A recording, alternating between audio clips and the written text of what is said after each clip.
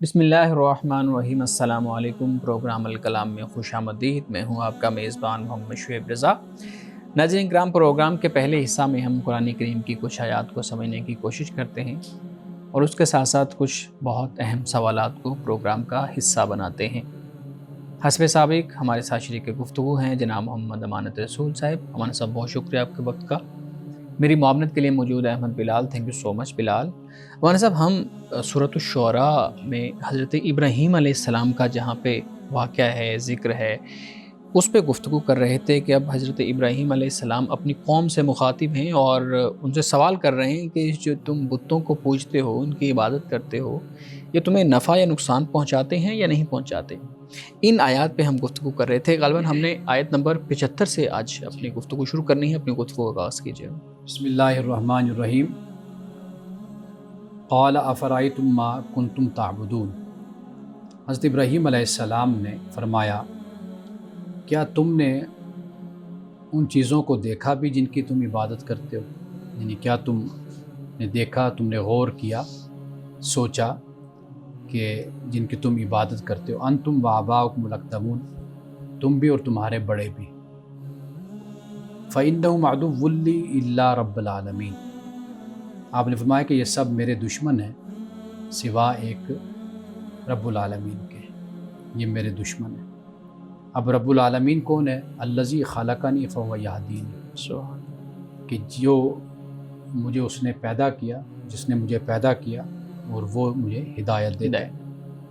वल्लज़ी हुव युतइमुनी व यस्कीन, वो है रब्बुल आलमीन के जो मुझे खिलाता है और मुझे पिलाता है। वइज़ा मरिदतु फ़हुव यशफ़ीन, और जब मैं बीमार होता हूँ तो वो मुझे शफ़ा देता है। वल्लज़ी युमीतुनी सुम्मा युहयीन, जो मुझे फिर मौत देता है या देगा और फिर मुझे वो ज़िंदा भी करेगा। वल्लज़ी अत्मउ अन यग़फ़िर ली ख़तीअती यौमुद्दीन, और यानी वही मेरा रब है, रब्बुल आलमीन है, कि जिससे मुझे उम्मीद है कि वो मेरी ख़ता को माफ़ करेगा क़यामत के दिन। इब्राहीम अलैहिस्सलाम ने दुश्मन क्यों कहा? यानी सबसे पहली जो आयत है, हम अगर उसकी बात करें तो ये क्यों कहा कि ये सब मेरे दुश्मन हैं सिवाय रब्बुल आलमीन के? कुरान मजीद में माल को, औलाद को दुश्मन भी कहा गया। आजमाइश तो कहा गया है, दुश्मन भी कहा गया। अच्छा, अदुव के अल्फाज भी आते हैं। अज़वाज को, बीवियों को भी दुश्मन कहा गया। अच्छा, ग़ालिबन सूरत अत-तग़ाबुन में ये फरमाया है। तो यहाँ से बात जो समझ आती है वो ये है कि जो आपकी आखरत को, आपके दीन को बर्बाद करने का बाइस बने, वो आपका दुश्मन बन जाता है। हम दुनियावी नुकसान को तो पेश नज़र रखते हैं कि ये फ़लाँ मेरा दुश्मन है, कि इसने मेरा कैरियर तबाह कर दिया, इसने मेरा माल तबाह कर दिया, मेरी ज़िंदगी तबाह कर दी। जी जी। लेकिन शायद हम ईमानी हवाले से या रूहानी हवाले से हसास नहीं है, सेंसिटिव नहीं है। वरना हम ऐसे लोगों की सोहबत और रफ़ाकत और दोस्ती से बचने की कोशिश करें कि जिनके पास बैठकर हमें लगे कि ये हमारी आखरत, हमारे अखलाक और हमारे किरदार को तबाह कर, हमारे ईमान के लिए ख़तरा हो। तो इसलिए हज़रत इब्राहीम अलैहिस्सलाम ने वो अहम बात बयान की है कि जिसकी तरफ शायद हम तवज्जो कम करते हैं। बिल्कुल ठीक है। इसलिए कि आपने ये फरमाया कि भाई ये दुश्मन है मेरा, अदुव्वुल ली, वही अल्फाज हैं, अदुव्वुल ली, मेरे दुश्मन। इसलिए कि इनकी वजह से, यानी मैं अपने असल जो मेरा खुदा है, मेरा माबूद है, मेरा मोहसिन है, मेरा खालिक है, मैं उसको छोड़ दूँ ऐसे ही, और फिर इन्हीं की वजह से मैं अपनी आखरत को भी तबाह व बर्बाद कर लूँ। तो फरमाया कि ये मेरे दुश्मन है। सही। ये जो हिदायत की रब्बुल आलमीन दुश्मन जी जी, बिल्कुल बिल्कुल। अच्छा, ये जो हिदायत की बात की गई है, खुदा हिदायत की तरफ से यह दीन का जो लफ्ज़ इस्तेमाल हुआ है वो रहनुमाई करता है। अच्छा, गुमराही शैतान की तरफ से है और हिदायत जो है ना वो खुदा की तरफ से है, मगर रहमान की तरफ से है। मगर एतराज़ करने वाले ये एतराज़ करते हैं कि जब खुदा की तरफ से हिदायत है और गुमराही जो है ना वो शैतान की तरफ से है, तो हम दुनिया के अंदर देखते हैं कि जो खुदा की तरफ से है यानी हिदायत है वो कम है اس پہ کم لوگ چلتے ہیں اور جو شیطان کا راستہ ہے اس پہ زیادہ لوگ چلتے ہیں. تو پھر وہ ایک سٹیٹمنٹ دیتے ہیں کہ وہ کہتے ہیں جی پھر جو پیغام ہے وہ سٹرونگ تو پھر خدا کے مقابلے میں معاذ اللہ شیطان کا ہوا کہ جس کے اوپر زیادہ لوگ توجہ کرتے ہیں.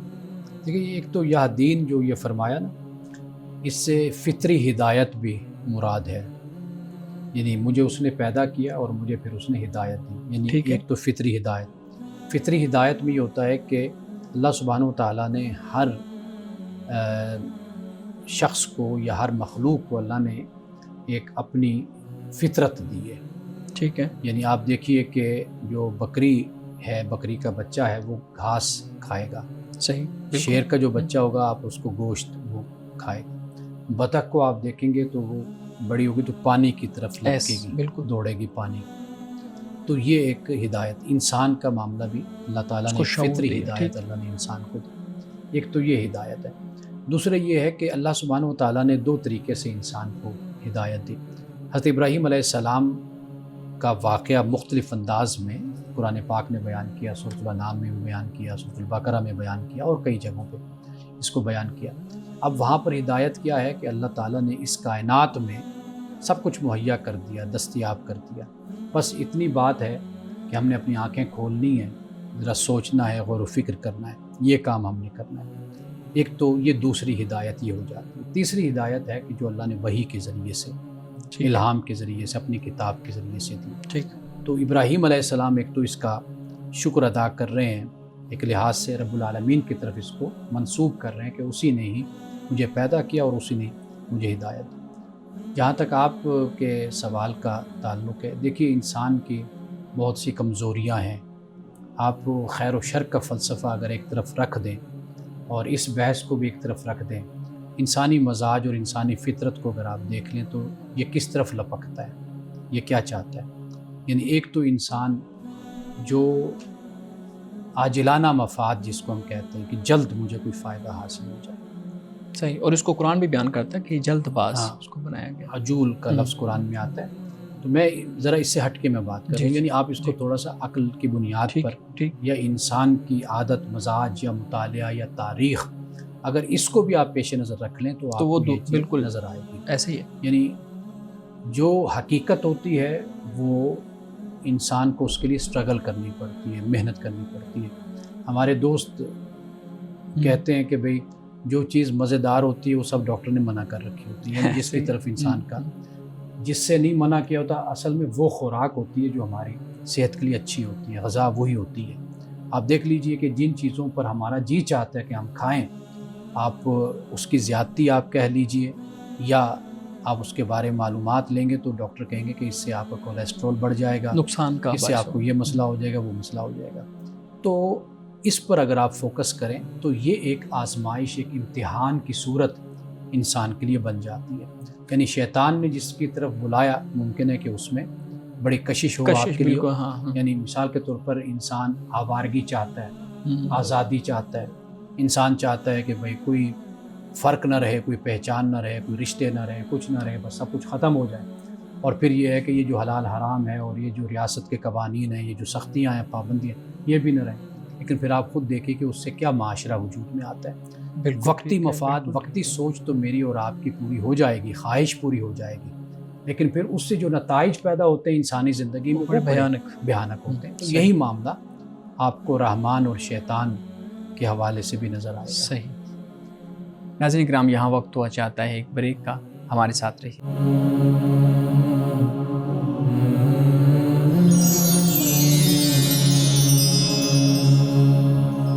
پروگرام میں ایک دفعہ پھر خوش آمدید.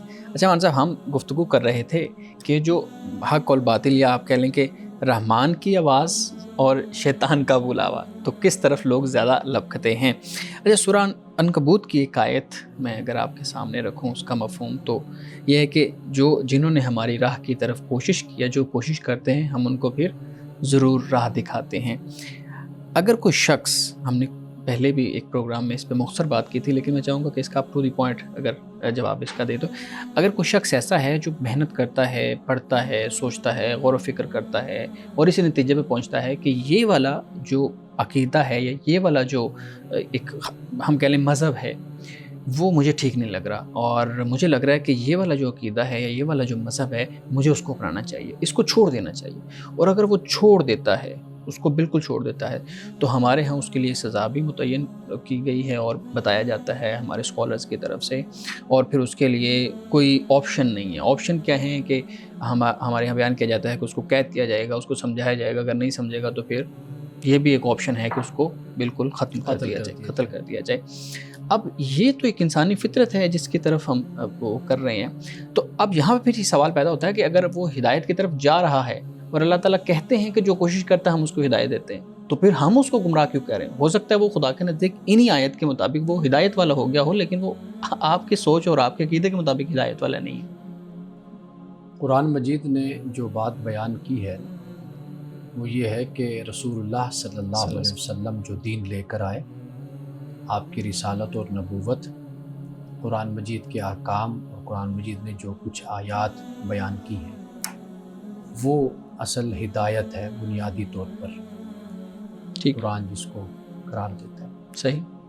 یہ جو کوشش کی بات ہے، اگر انسان سلیم الفطرت ہو اور انسان واقعی چاہے کہ وہ ہدایت کو پائے، تو وہ یقیناً اسی جگہ پہنچتا ہے جو اللہ سبحانہ و تعالیٰ کی مرضی ہوتی ہے، اللہ تعالیٰ کی منشا ہوتی ہے اور اللہ تعالیٰ کی مشیت ہوتی ہے. تو یہ نہیں ہو سکتا کہ انسان اپنی خواہشات سے بالا ہو کر، اپنے تعصبات سے بالا ہو کر اور اپنے رنگ نسل اور اپنی وابستگیوں سے بالا ہو کر اگر انسان غور و فکر کرے اور اس کے نتیجے میں وہ خدا تک نہ پہنچے، یہ ہو نہیں سکتا. اچھا، معاملہ اصل یہ ہوتا ہے کہ ہم سچ کو بعد میں رکھتے ہیں، پہلے اپنے تعصبات کو اور اپنی وابستگیوں کو اور اپنی سوچ کو، اپنی فکر کو، اپنے پس منظر کو، اس کو ہم آگے رکھتے ہیں. تو پھر ایسے شخص کو کبھی ہدایت نہیں ملتی. میں ہمیشہ ایک بات کہا کرتا ہوں کہ آپ حق کو دریافت کریں، جس طرح صحابہ کرام رضوان اللہ تعالیٰ علیہ مجمعین نے دریافت کیا، یا جس طریقے سے نو مسلم دریافت کرتا ہے کہ وہ پڑھتا ہے، مطالعہ کرتا ہے، وہ زیادہ اچھا مسلمان بنتا ہے، مطالعہ کرتا ہے، تو وہ پھر کردار اور اخلاق میں اور اپنے اعتقاد میں ایک بہترین مسلمان بنتا ہے. قرآن مجید آپ کو، مجھے، ہم سب کو تدبر، تفکر، تعقل کی اتنی تعلیم دیتا ہے، اتنی تعلیم دیتا ہے. اگر خدا کو یہ خطرہ ہوتا کہ بھئی تدبر، تفکر اور تعقل سے انسان گمراہ ہو جائے گا، مجھے چھوڑ دے گا، بھٹک جائے گا، اور 101% یہی نتیجہ نکلنا ہے کہ تدبر، تفکر اور تعقل کے نتیجے میں اس نے گمراہی ہونا ہے، تو خدا کبھی پھر تدبر، تفکر اور تعقل کی تعلیم تو نہ دیتا انسان. اسے معلوم ہے، اس کے علم میں ہے کہ اگر انسان اس دی ہوئی نعمت کو صحیح استعمال کرے گا تو وہ ضرور میرے پاس آئے گا، میرے راستے پر آئے گا، میں اس کی منزل بنوں گا. صحیح. تو لہٰذا یہ بنیادی بات. سر یہ بھی بتائیں کہ تدبر و تفکر کیا آسان کام ہے یا بہت مشکل ہے؟ یہ وہ انسان کے اندر جوہر ہے، صلاحیت ہے، اس کا استعمال جاری رہتا ہے. انسان اس کو کبھی بھی نہیں ہو سکتا کہ نہ کرتا. ہاں، اس کی سطح ہو جاتی ہے. یعنی قرآن پاک نے 2 لفظ استعمال کیا، اولو الالباب بھی قرآن نے استعمال کیا اور عقل والا بھی قرآن نے کہا لعلکم تعقلون، تاکہ تم. تو بنیادی چیز جو سمجھنے کی ہے، یعنی نفع نقصان کی، یہ انسان سمجھتا ہے. لیکن جب انسان اپنا تزکیہ کرتا ہے، اپنے آپ کی تطہیر کرتا ہے اور اپنے آپ کو تعصبات سے اور ان باتوں سے بلند کر لیتا ہے، تو وہ عقل جو بنتی ہے وہ اولو الالباب کی عقل بن جاتی ہے. یعنی جو پاکیزہ اور مطہر اور صاف ستھری عقل ہوتی ہے، جس پر کسی کا کوئی سایہ نہیں ہوتا. تو قرآن پاک نے پھر ان کے لیے زیادہ اس بات کو بیان کیا ہے. یعنی مثال کے طور پر آپ دیکھ لیجیے سورۃ آل عمران کے اختتام پر اسی بات کو بیان کیا، لآیات لأولی الالباب. یہ عقل والوں کے لیے نشانیاں. کس میں نشانیاں ہیں؟ رات اور دن کا اختلاف ہے، اور اسی طریقے سے یعنی رات دن کے اختلاف کو بیان کیا، آسمان اور زمین کی تخلیق، اور اس میں بتایا اس میں نشانیاں. کن کے لیے؟ عقل والے. آپ تھوڑا سا ایک آزادانہ طریقے سے، غیر جانبدارانہ طریقے سے آپ چیزوں کو جائزہ لیں، دیکھیں. آپ اس انداز سے نہ دیکھیں جو ایک ہمارا مذہبی تصور ہے، تو آپ یقیناً پھر خدا تک پہنچتے ہیں. ہمارے صاحب یہ بتائیے گا، وَإِذَا مَرِضْتُ فَهُوَ يَشْفِينِ، یہ جو آیت یہاں پہ آپ نے تلاوت کی ہے، یہ جو بیماری ہے کہ یہ خدا کی طرف سے آتی ہے یا انسان کے اپنے اعمال کی وجہ سے ہوتی ہے؟ دیکھیے انسان بد پرہیزی سے بیمار ہوتا ہے. اچھا. یعنی انسان جب اپنا خیال نہیں کرتا، اپنا لائف سٹائل جو ہے وہ بالکل اس طریقے سے نہیں بناتا جو اس کی صحت کو اچھا بنائے، تو واضح بات ہے کہ پھر وہ بیمار ہوتا ہے. یہاں پر حضرت ابراہیم علیہ السلام نے در حقیقت جو اشارہ کیا ہے وہ ادب کا اشارہ ہے.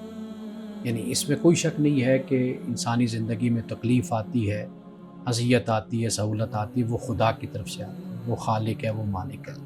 لیکن یہ ادباً فرمایا کہ ویزا مرید تو، کہ جب میں بیمار ہوتا ہوں، یعنی کہ جب تو مجھے بیمار کرتا ہے میں بیمار ہوتا ہوں.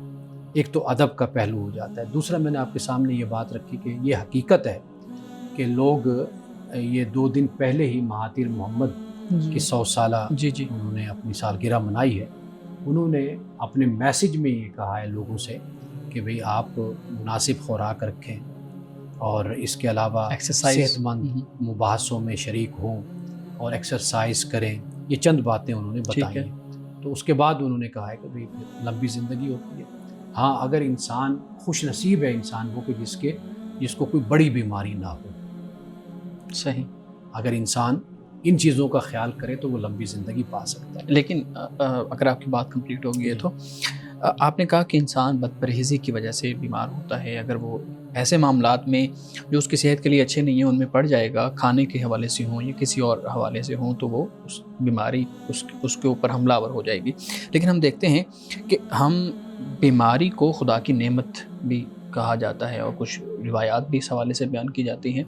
پھر سوال یہ ہے کہ اگر انسان بد پرہیزی سے ہی بیمار ہوتا ہے اور اس کی جو ہے نا وہ بیماری اس کے لیے وبال جان بن جاتی ہے، تو یہ خدا کی نعمت کیسے ہوئی ہے؟ یعنی ایک کون سی چیز ہے جو انسان کے لیے تنگے کا باعث بن رہی ہے اور ہم اس کو کہہ رہے ہیں کہ یہ خدا کی نعمت ہے؟ دیکھیے نعمت ہم اس وقت کہتے ہیں جب اس سے کوئی بڑی چیز ہمارے سامنے آ جائے.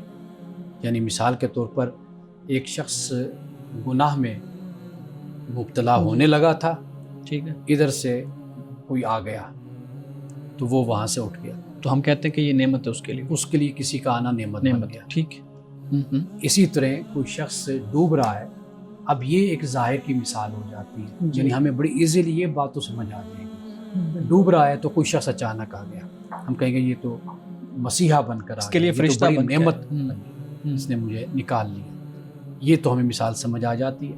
لیکن اس مثال کو اس طرح آپ سمجھیں نا کہ بیماری اگر آپ کو ناشکری سے بچا لیتی ہے، آپ کو خدا سے غفلت سے بچا لیتی ہے، تو آپ کہیں گے کہ یہ بیماری اس طرح نعمت بن گئی کہ میں نے اس حال میں کم از کم اپنے خدا کو یاد تو میں نے رکھا. میں اس لیے کہتا ہوں کہ جو تنگ دستی ہوتی ہے، غربت ہوتی ہے، بیماری ہوتی ہے، یہ اتنی بڑی آزمائش نہیں ہوتی. یہ اتنی بڑی آزمائش انسان کی صحت اور انسان کی دولت اور پیسہ ہوتا ہے. بالکل. کیونکہ صحت اور دولت اور پیسہ اسی میں انسان اکثر طور پر خدا کو بھول جاتا ہے. لیکن کم از کم بیماری تنگ دستی میں یہ ہوتا ہے کہ بندہ اپنے خدا کو یاد تو رکھتا ہے. تو اس لحاظ سے اس کو پھر نعمت کہا گیا اس نقطۂ نظر سے. صحیح. ٹھیک. ہم بریک لے لیں، اس کے بعد پھر ہم بولتے ہیں. ناظرین کرام، یہاں وقت ہوا چاہتا ہے ایک بریک کا، ہمارے ساتھ رہیے.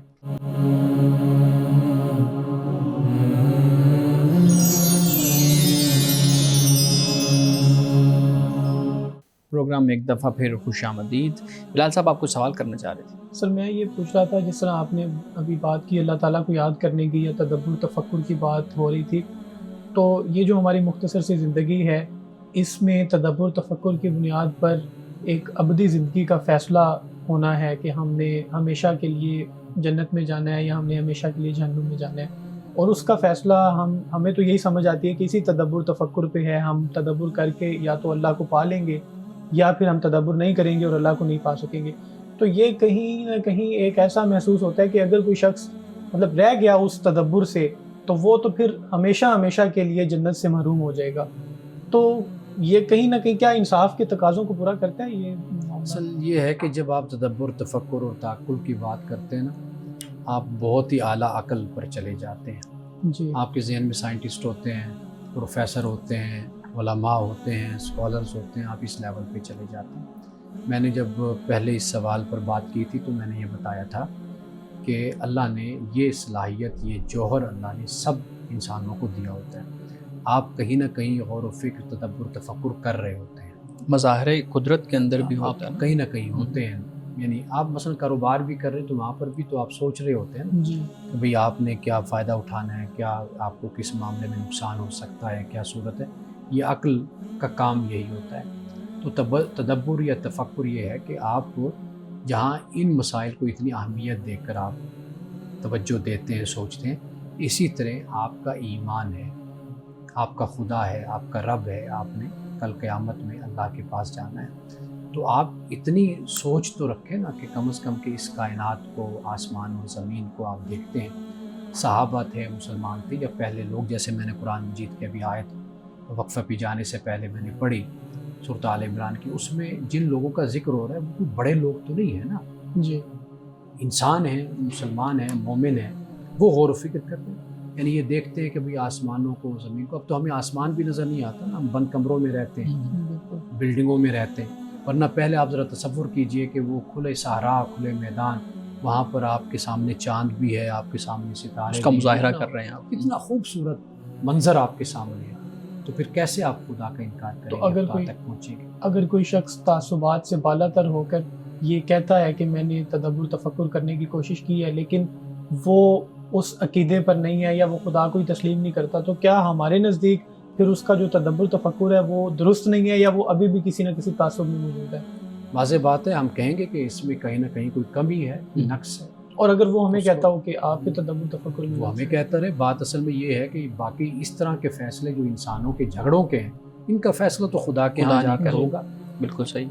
مولانا صاحب آپ اس ہاں، کو میں پورا کرنا صرف چاہیں؟ یہ جی عرض کرنا چاہ رہا تھا کہ میں یہ پوائنٹ یہاں پر بیان کر دوں جی جی کہ حضرت ابراہیم علیہ السلام نے جو ان صفات کا ذکر کیا، جو بیان کیا ہے، یہ اس تناظر میں اس کا بیان ہوا کہ چونکہ وہ اپنے بتوں کی بات کرتے تھے، ٹھیک ہے، قوم تو اپنے بت کی بات بتوں کی بات، حضرت ابراہیم علیہ السلام نے جب کہا کہ وہ سنتے ہیں تمہیں جب تم پکارتے ہو، کیا وہ سنتے ہیں جب تم جی پکارتے ہو، یا تمہیں کوئی نفع نقصان بھی بالکل صحیح ہے۔ پہنچاتے ہیں، کیا صورت؟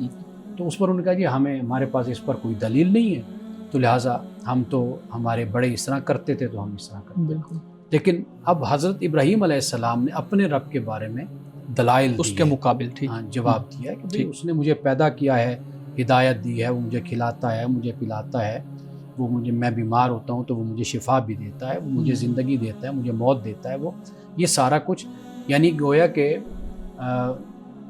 وہ جو کسی شاعر نے کہا، غالباً اقبال نے کہا، خدائے زندہ زندوں کا خدا ہے، خدائے زندہ زندوں کا زندوں۔ خدا ہے۔ تو اصل معاملہ یہی ہے کہ جب آپ چاق و چوبند ہیں، ہوش مند ہیں، عقل مند ہیں، جب آپ غور و فکر کرتے ہیں، تدبر تفکر کرتے ہیں، پھر آپ کو پتہ چلتا ہے کہ خدا موجود ہے اور خدا زندہ ہے۔ تو یہاں پر در حقیقت حضرت ابراہیم علیہ السلام نے ان کے اپوزٹ اپنے دلائل پیش کر دیے ہیں صحیح کہ میرا اس طرح تعلق اور اس طرح میں جڑا ہوا ہوں اپنے خدا کے ساتھ کہ میری سانسیں بھی اس کی محتاج ہیں، بالکل بالکل، میرا کھانا، میرا پینا، میرا سونا، میرا جاگنا، میرا اٹھنا، میرا بیٹھنا، میرے ہر وہ عمل سب میں کچھ خدا کا خدا جو ہے کا وہ عمل صحیح ہے، ٹھیک۔ اور میں اسی کے ساتھ جڑا ہوں۔ تو یہ در حقیقت اس کے مقابل میں حضرت ابراہیم علیہ السلام نے دلائل اپنے خدا کا ایک تعارف سامنے رکھ دیا۔ صحیح، بہت شکریہ مان صاحب۔ اس سے آگے میرے خیال میں پھر ہم اگلے پروگرام میں لے کے چلیں گے، کچھ متفرق سوالات بھی ہیں۔ جی بلال صاحب۔ سر، ہمارے ہاں بہت زیادہ نقصانات صرف اس لیے ہو جاتے ہیں کہ ہم اپنے جذبات اور غصے پر قابو نہیں رکھ پاتے، تو جذبات یا غصے کو قابو میں رکھنے کا بہترین طریقہ کیا ہے؟ آپ نے کسی پروگرام میں حدیث مبارکہ بھی بیان فرمائی تھی جس میں بتایا کہ طاقتور شخص ہوا ہے جو اپنے غصے پر قابو پا سکے، تو اس بارے میں بتائیے گا، کیا دین اور اسلام ہمیں کوئی طریقہ سکھاتا ہے کہ ہم جذبات کو کیسے قابو میں رکھیں؟ اس پہ پہلے ہم کئی مرتبہ بھی بات جی کر چکے ہیں، اور میں ایک لفظ ہمیشہ بولتا ہوں کہ جذباتی تربیت ہونی چاہیے۔ ہونی چاہیے، یعنی اس کا آغاز ہماری زندگی سے، ابتدا سے ہی ہو جانا ٹھیک، چاہیے کہ ہم غصے کو اپنے کس طریقے سے اس کا اظہار کر سکتے ہیں، کنٹرول کر سکتے ہیں، اور آپ غصے کو ہرگز اس کو بالکل غلط بھی قرار نہ دیں۔ یعنی یہ کوئی بری، یہ چیز بہت آپ بری کے عادت یا چیز نہیں ہے، یہ ہے کہ آپ کے اندر غصہ آئے گا لیکن اس کو کنٹرول کیسے کنٹرول کرنا، چینلائز اس کو آپ نے کیسے کرنا ہے۔ میں نے دیکھا ہے کہ لوگ جب رد عمل میں آتے ہیں، غصے میں آتے ہیں، تو وہ بہتر کچھ کام کر کے دکھانے لگ جاتے ہیں، ہاں بالکل اور ان کو ایسا جوش ہوتا ہے، چڑھ ایسا جاتا ہے، یعنی کہ بھئی اب ایسے نہیں ہونا، یعنی مجھے میرے بارے میں جو تاثر بن گیا، جو لوگوں نے سوچنا شروع کر دیا، یا باس نے جو مجھے کہا ہے یہ مطلب اس نے مجھے غصہ دلا دیا، اب میں نے مجھے کر کے دکھانے کا. بعض لوگ غصے میں اچھے کام بھی کرتے اچھے کام بھی کرتے ہیں، یعنی کہ رد عمل میں وہ اچھا کام کرتے ہیں. کہنے کا مقصد یہ ہے کہ غصے کو کنٹرول کرنا اس کی پہلے دن سے ہی تربیت گھر میں ہونا چاہیے. میں نے دیکھا ہے کہ بچے اپنی محبت کا اظہار نہیں کر پاتے، یہ اس کے مقابل بات ہو جاتی ہے. یعنی ماں کے ساتھ، باپ کے ساتھ، بڑا بھائی ہے وہ چھوٹوں کے ساتھ نہیں کر سکتا، چھوٹے ہیں وہ بڑوں کے ساتھ نہیں کر سکتے. وہ اپنی محبت کا، اپنے جذبات کا اظہار، اس کا طریقہ سکھایا جانا چاہیے بچوں کو کہ بھائی خوشی پر آپ کس طریقے سے آگے بڑھ کر آپ گلے لگیں، گلے لگائیں. چھوٹا ہے تو اس کا ماتھا چومیں، اس کے ساتھ محبت کا اظہار کریں. ایک یہ چیز ہے. جب غصہ آتا ہے تو اس کے بھی مختلف طریقے ہوتے ہیں. یعنی مثال کے طور پر سب سے اچھا طریقہ خاموشی اختیار کر لینا ہوتا ہے. صحیح. آپ خاموشی اختیار کریں، خاموشی اختیار کر لیں. یا یہ ہوتا ہے کہ آپ جگہ چھوڑ کر آپ کمرے میں چلے جاتے ہیں، کچھ وقت آپ تنہائی میں گزار لیتے ہیں، اس سے بھی آپ کا غصہ اتر جاتا ہے. یا یہ ہوتا ہے آپ پانی پی لیتے ہیں. جی، یہ کچھ طریقے اپنی ہمیں حالت سنت تبدیل سے بھی، کر رسول لیتے اللہ ہیں. صلی اللہ علیہ وسلم کے طریقوں سے بھی ہمیں معلوم ہوتا ہے. لیکن جو بنیادی بات ہے نا وہ یہ ہے کہ آپ اگر خاموش ہو جائیں گے اور ریٹیلیشن میں نہیں جائیں گے، رد عمل میں نہیں جائیں گے، تو آپ دیکھیں گے کہ گھنٹہ 2 گھنٹے کے بعد آپ کو خود محسوس ہوگا کہ جس بات پر میں اتنا بھڑک رہا تھا اس بات کی تو کوئی اہمیت ہی نہیں. نہیں ہے. یا پھر آپ اس بات پر غور کریں گے کہ یہ جو جس نے یہ کہا اور میں نے اس بات کو جس طرح سمجھا، یہ میں نے غلط طریقہ اختیار کیا، اس کی بات بالکل ٹھیک تھی. تو گویا کہ غصے کو کنٹرول کرنے کا یا اس کو چینلائز کرنے کا طریقہ یہی ہے کہ آپ خاموشی اختیار کریں، بالکل اپنے منہ سے کچھ نہ نکالیں، ورنہ بڑے کی بے ادبی ہو سکتی ہے، کسی کا دل بھی دکھ سکتا ہے. تو خاموشی بہتر علاج ہے اس کے لیے. یعنی بنیادی چیز پھر وہی ہے کہ آپ ابتدا سے بچپن ہی سے اولاد کو، بچوں کو یہ سکھائیں کہ غصہ آ جائے تو اس کا اظہار کیسے کرنا ہے، اس کو کنٹرول کیسے کرنا ہے. یعنی 15 منٹ آپ خاموش ہو جائیں اور اس کے بعد دوبارہ رد عمل دے دیں تو آپ کے پہلے اور اس رد عمل کے اندر بہت فرق ہوگا. بالکل ایسے. جی سر، کیا یہ بات درست ہے کہ جو شخص جتنا زیادہ مذہبی ہوگا یا دین پڑھنے والا ہوگا وہ شخص اتنا زیادہ جذباتی بھی ہوگا؟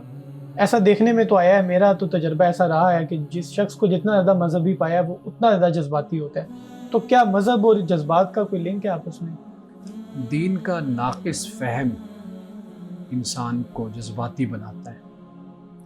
اگر دین مکمل طور پر انسان سمجھے تو اس سے پھر اس کو معلوم ہوتا ہے کہ جذبات بھی اپنی جگہ پر اہمیت رکھتے ہیں، لیکن ان جذبات کو کبھی بھی منفی اور نیگیٹو نہیں ہونا چاہیے.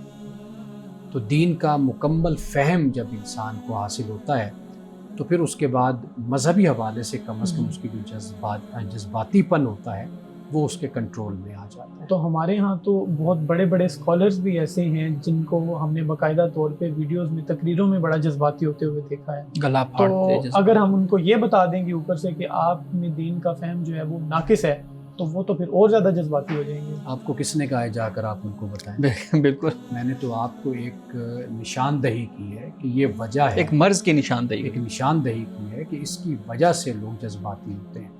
یعنی اپنی زندگی کو، اپنے آپ کو سنوارنے کے بجائے، اپنے آپ کو دین پر چلانے کے بجائے، یعنی چند باتوں کو اختیار کر لیتے ہیں، پھر اسی کو ہی دین خیال کر لیتے ہیں.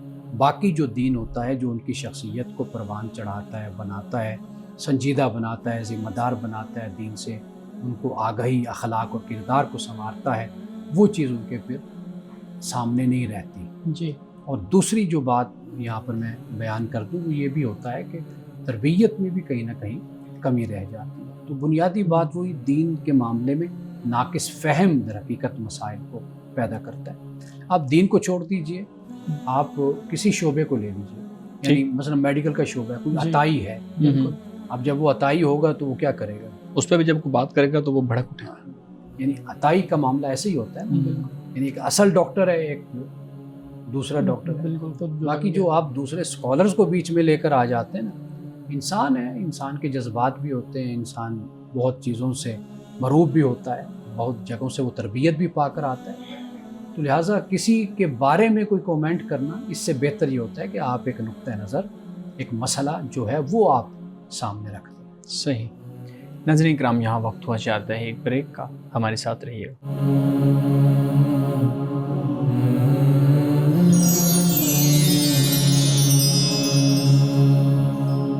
پروگرام میں ایک دفعہ پھر خوش آمدید. جی بلال صاحب. سر میں یہ بات کرنا چاہوں گا کہ یہ جو دھوکہ دہی ہے، ہم کسی شخص سے فراڈ کرتے ہیں یا دھوکہ دیتے ہیں، تو اکثر دیکھا گیا ہے جو عام روزمرہ کی روٹین میں ہے، ہم جب چیزیں لیتے ہیں، خریداری کرتے ہیں تو بھی ہمیں یہ لگتا ہے کہ یہ جو عام چلتے پھرتے لوگ چیزیں بیچ رہے ہوتے ہیں، یہ دھوکہ آپ کو بہت زیادہ دیتے ہیں. اور پاکستان میں جو مذہبی اجتماعات ہوتے ہیں کامن گراؤنڈ لیول پہ، ان میں بھی یہ لوگ زیادہ ہوتے ہیں، اس طرح کی آڈینس زیادہ ہوتی ہے. تو ہم یہ چیزیں سیکھ کیوں نہیں پاتے؟ یعنی ہمارا وہ ملک ہے جہاں مذہبی اجتماعات بھی بہت زیادہ ہوتے ہیں، اس کے باوجود بھی ہمارے اندر یہ جو بیسک چیزیں ہیں جو ہونی چاہیے تربیت میں، وہ نہیں ہیں. تو اس کی کیا وجہ ہے؟ اس کی بنیادی وجہ یہ ہے کہ ہم جب اجتماعات کو منعقد کرتے ہیں، ان میں ایک بات جو ہمیں یعنی یکسانیت کے ساتھ نظر آتی ہے، وہ یہ ہے کہ ہم فضیلت والا دین بیان کرتے ہیں. لوگوں کو ہم یہ بتاتے ہیں کہ بھئی آپ اس اجتماع میں آ گئے، آپ نے اب اس میں آپ شریک ہو گئے، تو لہٰذا آپ نے ذکر اذکار کر لیا، آپ شامل ہوئے تو آپ کی گزشتہ گناہ معاف ہو. ایک دینی فریضہ ہے، اس کو انجام دیں. تو یہ جو بیلنس رکھنا ہوتا ہے نا، یہ بڑا ضروری ہوتا ہے. یعنی آپ یہ بتائیے کہ بھئی حلال آپ کمائیں گے، حلال کمانے سے آپ کی نمازیں قبول ہونی ہیں، آپ کے اوراد و وظائف قبول ہونے، ذکر اذکار قبول ہونے، آپ کے سارے اچھے کام حلال کمائی سے قبول ہونے. اگر آپ کسی کا حق مارتے، کسی کے ساتھ زیادتی کرتے، تو آپ کی نمازیں اور آپ کا یہ سب کچھ خدا کے یہاں قابل قبول نہیں ہوگا. معاملہ اصل میں یہ ہوتا ہے، یعنی کہ آپ لوگوں کو یہ بتائیے کہ یہ جو دین اللہ نے بھیجا ہے، قرآن ہے، حدیث ہے، سنت ہے، یہ اس لیے اللہ نے عطا کی ہے کہ تاکہ ہم اپنی عملی زندگی کو بہتر کریں، سنواریں. یہ ایک بڑی بنیادی بات ہوتی ہے. تو ہمارے ہاں چونکہ اگر آپ غور و فکر کریں گے، آپ دیکھیں گے تو زیادہ تر ایک تو اس طرح کا اسلام اور فضیلت کے ساتھ بیان کیا بیان جاتا کرتے ہیں. دوسرا یہ ہوتا ہے کہ ہمارے جو اجتماعات ہوتے ہیں ان کے اپنے مقاصد ہوتے ہیں. یعنی وہ تنظیمی مقاصد ہو سکتے ہیں، وہ جماعتی مقاصد ہو سکتے ہیں، وہ گروہی مقاصد ہو سکتے ہیں. وہ ان کے اپنے اہداف ہوتے ہیں جن کو پیش نظر رکھ کر وہ لوگوں کو بلاتے ہیں، ان کی تربیت کرتے ہیں. اب آپ یہ دیکھ لیجئے نا کہ اگر آپ کسی ایسے شخص سے اختلاف کریں کہ جس نے کوئی جماعت جوائن کی ہوئی ہو، اور اگر آپ اس جماعت کے نظریے سے اختلاف کریں یا ان کے لیڈر پر کوئی بات کریں، آپ دیکھیں آپ کو کتنا شدید رد عمل آتا ہے. پوری جماعت کھڑی ہو جائے گی. وہ اخلاق بھی ختم ہو جاتا ہے، وہ کردار بھی ختم ہو جاتا ہے، سب کچھ ختم ہو جاتا ہے. کیوں؟ اس لیے کہ اب ان کا جو اپنا ہدف ہوتا ہے، اپنے مقاصد ہوتے ہیں، وہ متاثر ہوتے ہیں. صحیح. تو یہ در حقیقت بڑی وجہ ہوتی ہے. ایک تو دین کو پوری ٹوٹیلٹی جس کو کہا جاتا ہے نا، ہمہ گیریت کے ساتھ اس کو آپ بیان کریں، جس میں عقائد بھی ہیں، جس میں عبادات بھی ہیں، جس میں معاملات بھی ہیں، اخلاقیات بھی، یہ سب کچھ. اور ان کا وزن آپ بتائیے کہ یہ برابر ہے اللہ کی بارگاہ میں، آپ نے جواب دینا ہے. صرف کلمہ پڑھ لینا آپ کے لیے کافی نہیں ہوگا. دوسری چیز وہی جو میں نے آپ کے سامنے رکھی کہ اپنے اپنے اہداف اور مقاصد، اس بنیاد پر انہی چیزوں کو زیادہ پریورٹی دی جاتی ہے، انہی کو زیادہ بیان کیا جاتا ہے. باقی اخلاق، کردار جو معاملہ ہے اس سے پھر کوئی غرض نہیں ہوتی. سر آپ نے ابھی بتایا کہ ہمیں کسی بھی ذاتی شخص یا شخصیات پر بات نہیں کرنی چاہیے، لیکن میں ایک رول کی بات کرتا ہوں جس کو میں نے خود بھی آبزرو کیا ہے. مثال کے طور پر ایک ایسا شخص ہے کہ وہ واعظ و نصیحت بھی کرتا ہے لیکن وہ خود بھی دھوکہ دہی میں ملوث ہے. تو کیا ایک شخص جو خود دھوکہ دہی میں ملوث ہے وہ واعظ و نصیحت کرے گا تو اس کا واعظ و نصیحت کرنے میں اتنی تاثیر یا اتنا یعنی وہ ہوگا کہ لوگ اس کو دیکھ کر عمل کر سکیں، یا پھر جو شخص خود دھوکہ دہی میں ملوث ہے اس کو بے نقاب کرنا چاہیے، بتانا چاہیے کہ لوگوں کو کہ لوگ اس سے بچیں بجائے یہ کہ لوگ اس کی باتوں پر عمل کریں؟ اخلاقی بنیاد اگر ہم دیکھتے ہیں قرآن مجید نے اس کو واضح طور پہ بیان کر دیا کہ لِمَ تَقُولُونَ مَا لَا تَفْعَلُونَ، کیوں تم وہ بات کہتے ہو جس پر تم خود عمل نہیں کرتے. اخلاقی تقاضا تو یہی ہے، دین کا تقاضا یہی ہے کہ آپ عمل کر کے دکھائیں. یہ بنیاد ہے. جہاں تک آپ نے کہا، اس حوالے سے میں صرف دو باتیں عرض کروں گا. ایک بات تو یہ ہے کہ اگر آپ ایسے شخص کو دیکھتے ہیں کہ جو نقصان پہنچانے والا ہے کسی کو، تو وہاں پر آپ ضرور دوسرے کو خبردار کریں کہ یہ نقصان. ایک تو یہ بات. دوسرا یہ کہ اگر وہ شخص اپنی عادتیں چھوڑنے پر آمادہ نہیں ہے، تیار نہیں ہے، تو پھر ضرور آپ دوسروں کو آگاہ کریں، بتائیں، تاکہ لوگ اس کے نقصان سے، اس کے شر سے لوگ محفوظ ہو جائیں۔ باقی آپ کو اللہ نے کوئی خدائی فوجدار نہیں بنایا کہ آپ ڈنڈا لے کے کھڑے ہو جائیں اور اس کے خلاف ہو جائیں، گارڈ بن جائیں اور آپ ایک تحریک چلائے کھڑے ہو جائیں، تو یہ رویہ نامناسب ہوتا ہے، اس سے کوئی اسلام کی اور دین کی اور معاشرے کی خدمت نہیں ہوتی۔ مولانا صاحب حدیث مبارکہ بیان کیجیے گا۔ آج کی حدیث بخاری شریف اور مسلم دونوں سے ہے۔ فرمایا کہ ان قریب فتنوں کا دور آئے گا، فتنوں کا زمانہ آئے گا، اس وقت بیٹھا ہوا شخص کھڑے ہوئے شخص سے بہتر ہوگا اور کھڑا ہوا چلنے والے سے بہتر ہوگا۔ یعنی یہ اشارہ اس بات کی طرف ہے کہ فتنے کا زمانہ، کہ جب انسان آگے بڑھ کر اگر کچھ کرنا چاہے گا تو اس سے وہ فتنے میں مبتلا ہو جائے گا۔ بہتر طریقہ یہی ہے اس وقت کہ انسان محتاط رہے، اور بے شک انسان پیچھے رہے، اور بے شک انسان گمنام رہے۔